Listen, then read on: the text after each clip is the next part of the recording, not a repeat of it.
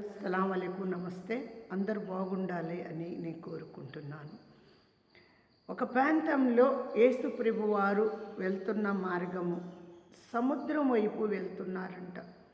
అక్కడ ఒక ప్రయాణము ఆయన చేస్తున్నాడంటే ఒక మంచి పని చేయటానికే కానీ ఒక కీడు కాదు. అక్కడ ఆ ప్రయాణంలో దేవుడు చిత్తము ఎట్లా ఉందంటే చాలా పవిత్రంగా ఉంది. ఒక సముద్రం వైపు ఒక వ్యక్తిలో ఎన్నో కోట్లు సాతాన్లు ఉన్నాయి అన్నమాట.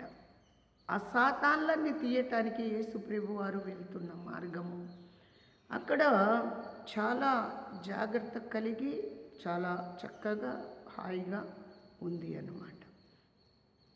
12 మంది శిష్యులని తీసుకొని ఒక సముద్రం వైపు వెళ్ళి ఒక దోణిలో వెళ్తూ ఉండగా అక్కడ పెద్దగా ఒక గాలివాన వచ్చేసిందనమాట. ఒక గాలివానలో తుఫానులో వీళ్ళందరూ భయపడి యేసయ్య అని కేకేసేసరికి అడుగున పండుకున్న యేసయ్యనే లేచి ఆయన తుఫానుని ఆపాడు, గాలిని ఆపారు, వర్షాన్ని కూడా ఆపారు. ఆపినప్పుడు అప్పుడన్నా వీళ్ళు ఈయన దేవుడా, ఈయన ఎవరు అని గుర్తించలేదు. ఆ టైంలో అక్కడి నుంచి దాటి ఆయనలో ఉన్న సైతాన్లని ఎదురు వచ్చి మేము దేనిలో పోవాలయ్యా, మాకు టైం వచ్చిందా అని ఎదురొచ్చి చెప్పుకున్నప్పుడన్నా ఈయన ఎవ్వరు దేవుడా, ఏంది ఈయనతో సైతాన్లు మాట్లాడుతున్నాయని ఈ శిష్యులు కూడా అనుకోలేదు. ఆ సైతాన్లని ఒక పందిలోనికి పంపించి సముద్రంలోకి పంపించారు. సముద్రంలో నుంచి ఆ దోణలో నుంచి యువతలకు వచ్చాక ఒక పెద్ద కొండ ఉండేదంట. బనికిరాని ఒక అంజరపు చెట్టు ఉందంట.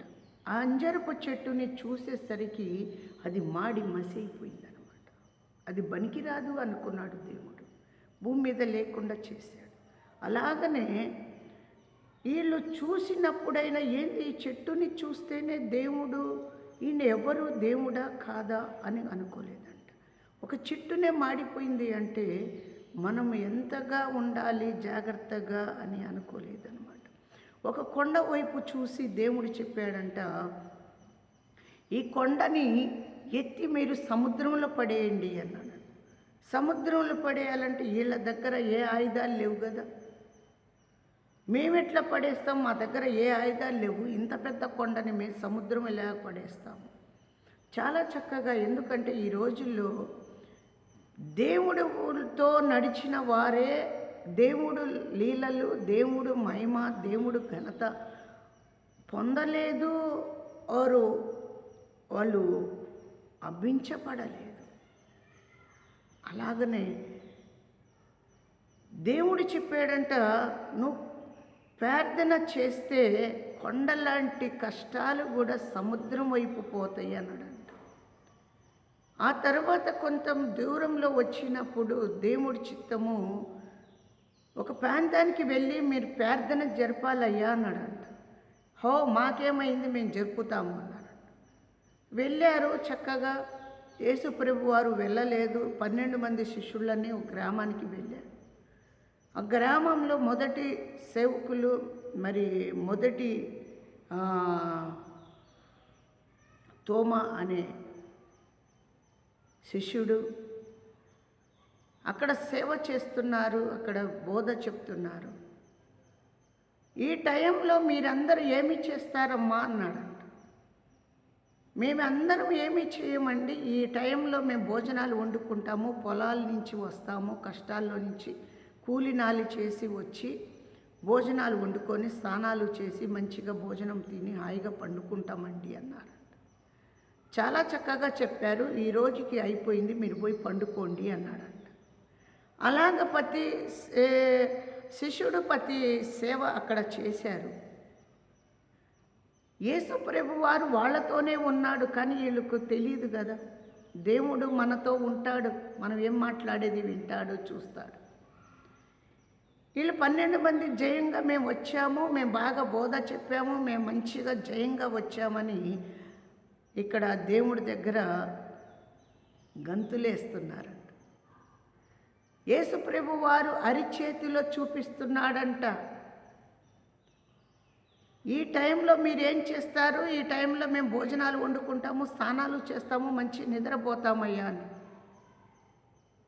నువ్వు రాలేదు కదా, ఇవన్నీ నీకెట్టా తెలుసు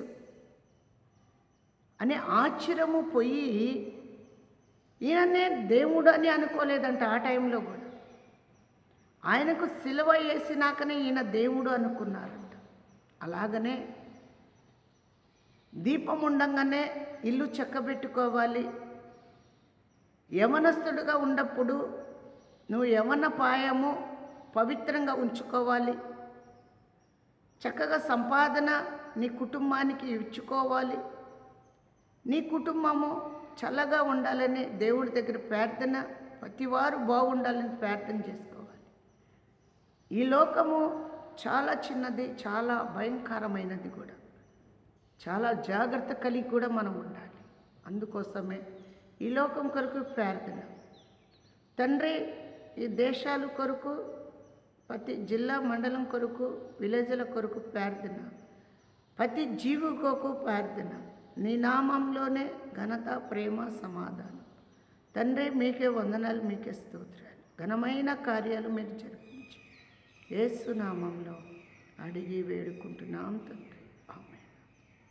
అందరికీ వందనాలు. యేసు నామంలో సలాం అలైకుం, నమస్తే. అందరూ బాగుండాలని ప్రార్థన మీరు కూడా చేయండి.